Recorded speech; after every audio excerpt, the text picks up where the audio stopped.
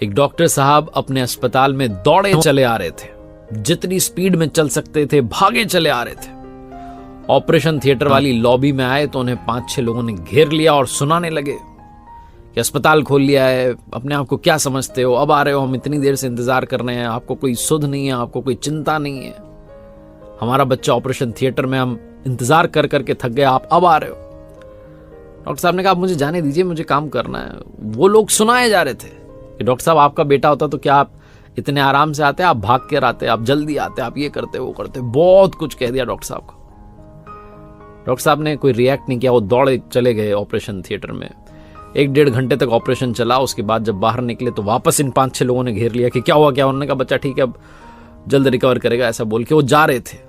फिर उनसे सवाल करने लगे, कब डिस्चार्ज होगा, ये होगा। डॉक्टर साहब ने कहा, अब ये सारे सवाल आप नर्स से पूछ लीजिएगा, मुझे जाने दीजिए। और जिस स्पीड से आए थे उससे 2 गुनी स्पीड से वो निकल गए।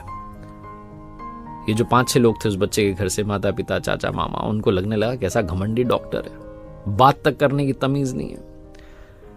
कुछ देर बाद वहां नर्स आई तो नर्स बताने लगी बच्चे के हाल। उन्होंने कहा बच्चे का मत बताओ, पहले ये बताओ कि ये जो डॉक्टर है ये इतने ईगोइस्टिक क्यों, इतने घमंडी क्यों, इतना अहंकार किस चीज का है इनके अंदर, हमें तो ये बताओ।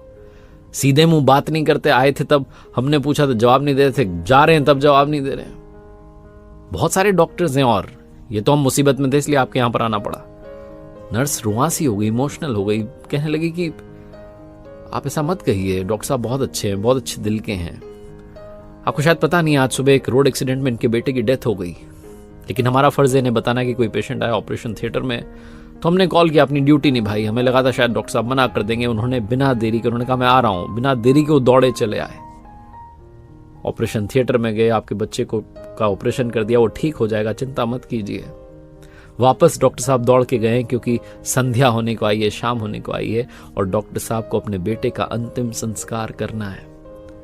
छोटी सी कहानी जिसका सार यह है कि बिना किसी की सिचुएशन समझे हम रिएक्ट कर देते हैं, हम परिस्थिति समझते नहीं है, बस अपनी बात थोप देते हैं और बाद में जब हमें सिचुएशन समझ में आती है तो अंदर ही अंदर गिल्ट महसूस करने लगते हैं। इसलिए जीवन में कभी भी किसी की भी सिचुएशन जाने बगैर कोई भी टीका टिप्पणी कमेंट